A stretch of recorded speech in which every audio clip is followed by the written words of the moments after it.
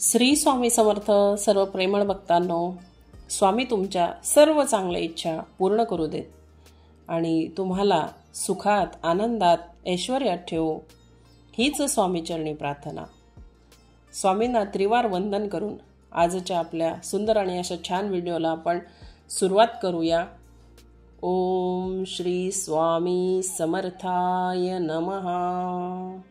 गुरुर्ब्रह्मा गुरुर्विष्णू गुरुदेवो महेश्वरा, गुरु साक्षात परब्रह्म तस्मै श्री गुरवे नमः.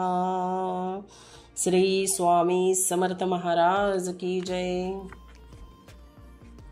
श्रोते हो, आज बखरचा 12वा भाग, विष्णुबुवा ब्रह्मचारींचा गर्वपरिहार.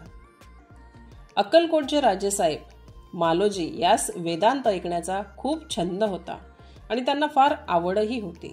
जसं की ज्ञानेश्वरी, अमृतानुभव वगैरे ग्रंथांचा अर्थ समजून घेण्याकरता राजश्री रामभाऊ चिंचणीकर, गोपाळशास्त्री हरळीकर वगैरे मंडळी त्यांनी चांगले वेतन देऊन पदरी ठेवलेली होती. गोपाळशास्त्री हरळीकर वगैरे मंडळी त्यांनी चांगले पदरी ठेवलेलेच असताना नित्यशः त्यांच्या राजवाड्यामध्ये रोज वेदांत चर्चा चालत असत. आणि असे बहुत दिवस चालत असता विष्णुबुवा ब्रह्मचारी यांची कीर्ती मुंबईकडून ऐकू येऊ लागली की त्यांनी पाद्री लोकांबरोबर वाद करून त्यांचे मत खंडित केले आणि वेदांतावर उत्तम व्याख्याने देतात वगैरे हकीकत ऐकून राजेसाहेबास त्यांच्या मुखातून वेदांत श्रवण करावा अशी इच्छा झाली. हर प्रयत्नाने त्यांनी बुवास अक्कलकोटास आणले. बुवांनी बरीच वेदांत व्याख्याने राजवाड्यात दिली. एके दिवशी त्यांच्या मनात असे आले की श्री स्वामी महाराजांजवळ जाऊन वेदांतपर भाषण करावे. बुवांबरोबर 3 पारशी गृहस्थ होते. तेही त्यास बरोबर महाराजांकडे गेले. महाराजांचे दर्शन घेऊन बुवांनी वेदांतपर बहुत वेळ भाषण केले. शेवटी त्यांनी ब्रह्म तदाकारता कशी असा श्रीस प्रश्न केला. बुवांच्या सर्व गोष्टी महाराजांनी ऐकून घेतल्या, परंतु उत्तर दिले नाही. तेव्हा बुवास वाटले स्वामी वेडे आहेत, त्यांना काही कळतच नाही आणि ह्यांची उगाच कीर्ती झालेली आहे. आपण मात्र मोठे विद्वान व महाराजांपेक्षा श्रेष्ठ आहोत असा अभिमान धरून पार्श्यांसह बुवा बिऱ्हाडी गेले. आता पुढे काय झालं कथेमध्ये नक्कीच ऐका. त्याच रात्री स्वप्नात बुवांच्या अंगावर हजारो विंचू पडले व एका विंचवाने त्यांना दंश केला असा त्यांना भास झाला. बुवा घाबरून भयभीत होऊन त्यांची बोबडी वळली आणि मेलो मेलो अशा बोंबा मारीत बुवा उठून बसले. पारशी नजीकच निजले होते. ते जागे होऊन सावध व्हा म्हणून त्यांनी शुद्धीवर आणले. स्वप्नातील मजकूर बुवांनी पारशांस सांगितला. आपण महाराजांस नावे ठेवली, त्याचे तर हे फळ नसेल ना, अशी बुवांच्या मनात शंका आली. दुसरे दिवशी पारशांसह स्वारी महाराजांकडे आली. दर्शन घेऊन पुन्हा वेदांतपर भाषण करून शेवटी ब्रह्मतदाकारता कशी व कोणत्या साधनेने होते असा त्यांनी पुन्हा प्रश्न केला. महाराज म्हणाले, हात गाढवा, स्वप्नात हजारो विंचू अंगावर पडले आणि एक विंचू चावला तर बोंबा मारतो आणि अशा बोंबा मारत उठलास आणि गोष्ट तर वेदांताच्या करतोस तर तू केवळ पडत मूर्ख आहेस. ब्रह्मपदाकारता काय वाटेवर पडली आहे? पुष्कळ वाचाळपणा करून ब्रह्म बोलून कोटीवर कोटी वेदांत बोललास म्हणून योगी झालास काय? उठ, आपल्या वाटेने चालता हो. बुवास आणखी काही मनोमय खुणा सांगितल्या. बुवा मनात खजील होऊन बिऱ्हाडी गेले. श्री स्वामी समर्थ अवतारी आहेत अशी बुवांची खात्री झाली.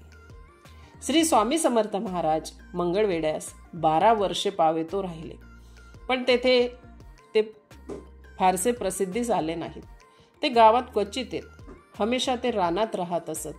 गावात आले तरी गलिच्छ ठिकाणी बसून कोणी काही दिले तरी खाऊन पुन्हा जंगलात जात. मंगळवेढ्यास पटवर्धनाचे कुरण आहे. त्यात महाराज बहुत करून राहत असत.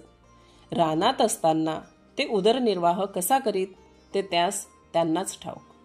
गावातील लोक हा कोणी वेडा मनुष्य आहे असे मानीत. पुढे महाराजांचे अद्भुत चमत्कार पाहून महाराजांच्या ठिकाणी त्यांची श्रद्धा बसली. मंगळवेढ्यास महाराज दिगंबर बुवा या नावाने प्रसिद्ध होते. त्याच वेळेस मंगळवेढ्यास बाळकृष्ण बुवा साधू म्हणून प्रसिद्धीस आले. त्यांनी अनेक चमत्कार केल्याचे कळते. एकदा देवीच्या आजाराने एका मुलाचे डोळे अगदी गेले. डोळे येण्याविषयी मुलाच्या आईबापांनी बहुत इलाज केले, पण गुण काही येत नव्हता. एके दिवशी बाळकृष्ण बुवा त्यांच्या घरी गेले. आईने मुलास बुवाच्या पायावर घालून प्रार्थना केली की मुलाचे डोळे गेले. औषधोपचार बहुत केले, पण डोळे आले नाहीत. बाळकृष्ण बुवांनी म्हणजेच त्यांना दया आली, त्यांना करुणा आली. त्यांनी तेथलाच एका झाडाचा पाला आपल्या हातावर चोळून मुलाच्या डोळ्यावर बांधला आणि 3 दिवस उपोषण करण्यास सांगून ते चालते झाले. 4थ्या दिवशी डोळे सोडताच मुलात चांगले दिसू लागले. मंगळवेढे गावाबाहेर एक गोर बाब म्हणून एक विहीर आहे. तिचे पाणी 4थाई गाव पित असतो. या विहिरीचे पाणी 1 साल अगदी आटले होते, म्हणजे संपण्यातच जमा होते. बुवांनी ही अडचण पाहताच आपण त्या विहिरीत 3 दिवस अहोरात्र बसले. 4थ्या दिवशी विहिरीत पाणी पुरुषभर झाले. मग बुवा बाहेर आले. असे अनेक चमत्कार बुवांनी त्या गावामध्ये केले, पण त्यांचे कोणी टिपण ठेवले नाही. हे बुवा महाराजास देव मानित होते आणि त्यांच्या दर्शनाला सुद्धा येत होते. आणि दर्शनाला जर आले तर समर्थ महाराजांनी दोन्ही हात कटेवरती ठेवून अगदी विठोबा म्हणजेच आपल्या विठुमाऊलीसारखं त्यांना दर्शन द्यावं व बुवांनी त्यांच्या पायावरती नतमस्तक व्हावं, असा पाठ त्यांचा नित्यनियमाचा होता. पुढे बुवा पंढरपुरास गेले आणि श्री स्वामी समर्थ महाराज अक्कलकोटास आले. श्रोते हो, आजची कथा खरंच खूप रुचकर आहे. स्वामी समर्थ श्रोते हो, आजचा आपण जो बखरेचा 12वा भाग आहे तो इथंच थांबवूया आणि केलेली सर्व सेवा स्वामीचरणी अर्पण करूया. सर्वांना श्री स्वामी समर्थ.